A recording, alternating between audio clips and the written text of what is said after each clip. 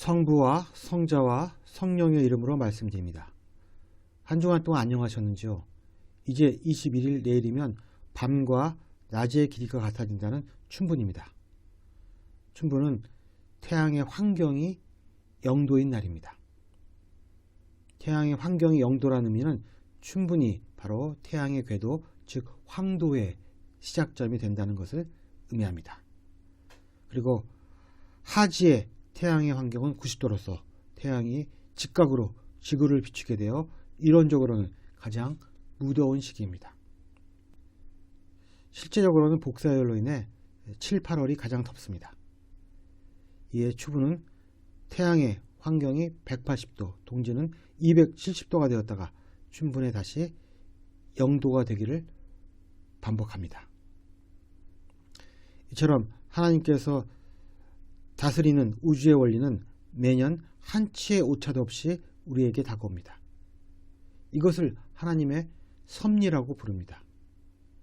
섭리는 하나님이 인간과 세계를 미리 정한 목적에 따라 이끄는 의지로 정의할 수 있습니다.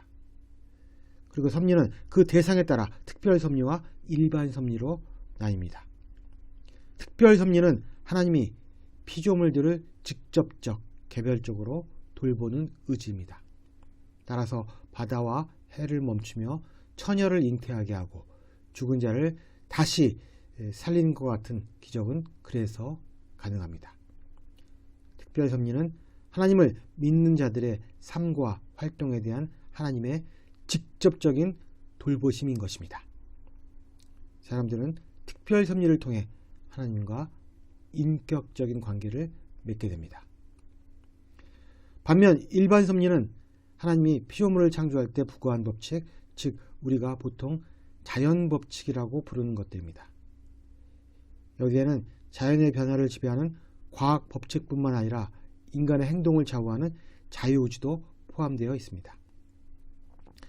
다시 말해 하나님은 자연에 대해 그 스스로 우연적이고 자발적으로 운행하는 자연 법칙을 주었고 인간에게도 자신을 스스로 결정할 수 있는 자유의지를 주었는데 모든 고통과 불행과 죽음을 불러오는 자연의 악과 인간의 악이 바로 여기서 나옵니다. 이처럼 하나님은 세상 만사의 움직임을 자연과 인간에게 위임했기에 세부적이고 개별적인 측면에 대하여 능동적으로 다스리거나 통제하려고 하지 않습니다. 춘분과 하지, 추분과 동지의 횡경이 매년 일정한 이유는 하나님께서 자연에게 그 법칙을 위임했기 때문입니다. 그리고 오늘 복음에서 말하는 두 종류의 죽음은 모두 일반 섭리와 관계가 있다고 볼 수 있습니다. 오늘 복음은 바로 그때라는 말과 함께 시작됩니다. 그렇다면 바로 그때는 언제를 가리키는 것일까요? 바로 그때는 예수님이 바리사이들과 군중들을 앞에 두고 말씀을 전하실 때입니다. 이때 어떤 사람들이 예수께 와서 빌라도가 희생제물을 드리던 갈릴레아 사람들을 학살하여 그 흘린 피가 제물에 물들었다는 이야기를 전합니다. 과월절 기간 중 왜 빌라도가 갈릴레아 사람들을 죽였는지에 대한 명확한 이유는 등장하지 않습니다.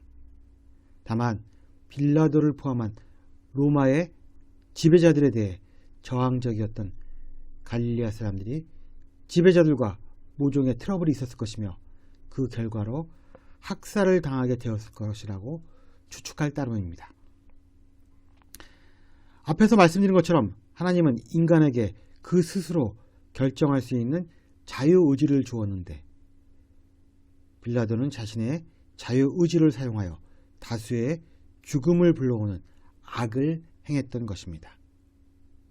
아마 사람들이 예수님께 기대했던 것은 죽음을 당할 수밖에 없었던 동족에 대한 동정과 동족을 그렇게 만든 식민 지배자들에 대한 분노였을 것입니다.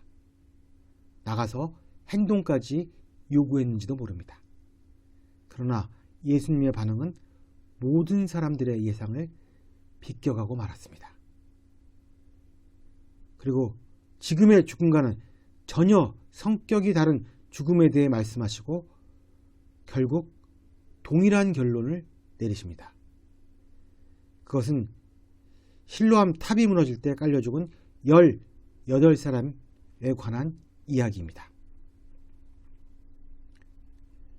이들의 죽음 역시 엄밀하게 말하면 하나님의 자연 법칙에 따라 일어난 것입니다.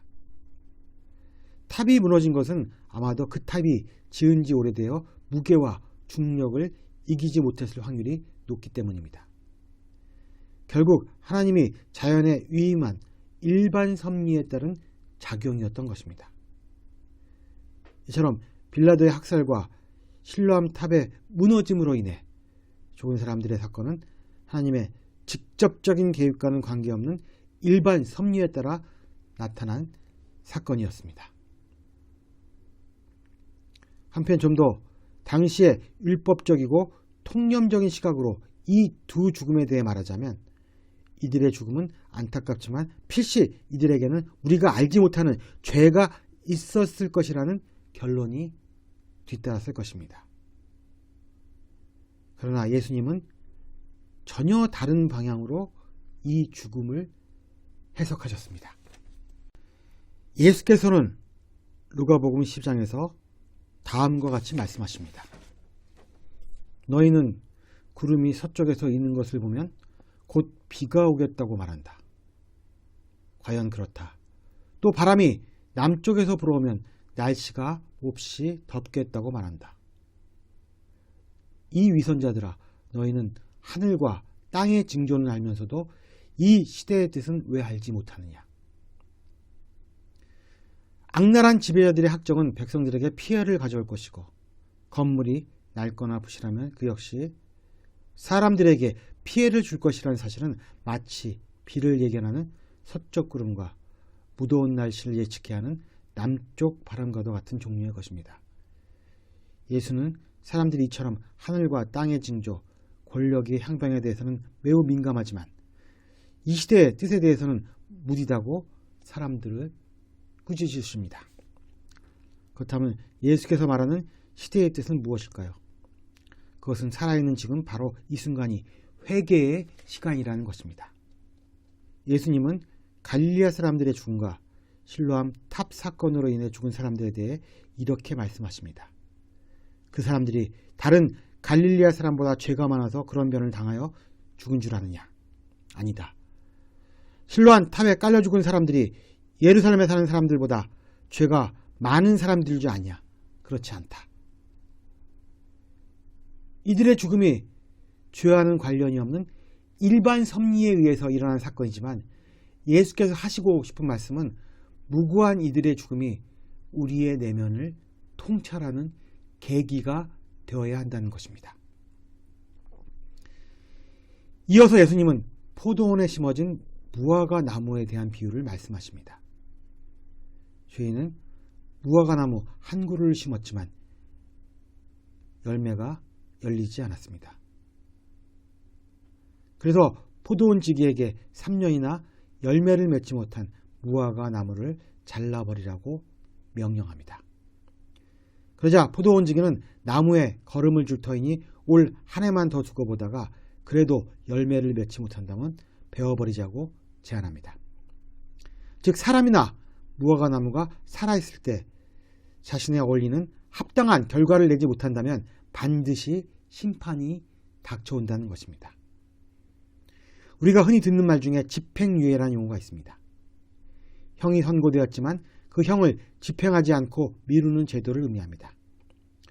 범죄의 정도가 약하거나 개선의 여지가 있는 범죄인에게 형의 집행을 하지 않으면서 사회로의 복귀를 열어준다는 정상 참작의 의미가 담겨 있습니다. 죄가 있음을 선고받았으나 그것에 따르는 심판을 살아있는 동안만 유예받는 존재, 그것이 바로 인간 실존의 참모습이라고 오늘 복음에서 예수님은 말씀하십니다. 그러나 법의 집행과 다른 점은 우리의 유예 기간이 언제 끝날지 모르는 오직 하나님만이 그 마지막을 알고 있다는 것입니다. 그 유해의 끝은 빌라도의 칼끝이나 실로암의 탑의 붕괴처럼 급작스럽게 닥칠 수도 있으며 무화과나무처럼 1년의 기간일 수도 있습니다. 언제 종료될지도 모르는 유해의 기간에 우리가 해야 할 가장 중요한 일은 바로 우리의 죄인됨을 회개하는 것입니다. 오늘 이 독서인 고린토 전서에서 사도 바울은 우리가 어떻게 하면 참회에 이를 수 있는지에 대해 구체적으로 제시하고 있습니다. 악을 일삼지 말고 우상 숭배자가 되지 말며 음행에 빠지지 말고 주님을 떠보지 않으며 불평을 하지 말아야 합니다. 그리고 가장 중요한 것은 우리가 스스로의 힘으로 서 있다는 자만을 버려야 합니다. 그리고 설령 시련이 닥칠지라도 하나님께서는 이길 수 없는 시련은 제공하지 않는다는 믿음을 가져야 한다는 것입니다. 이러한 부단한 자기 성찰과 노력 끝에 회심의 가능성이 열리는 것입니다. 따지고 보면 우린 모두 다 시한부 인생입니다. 그 시한부 인생을 지혜롭게 사는 방법, 그것이 무엇인지를 깨닫는 저와 여러분이 되기를 주님의 이름으로 기원합니다. 성부와 성자와 성령의 이름으로 말씀드렸습니다. 아멘.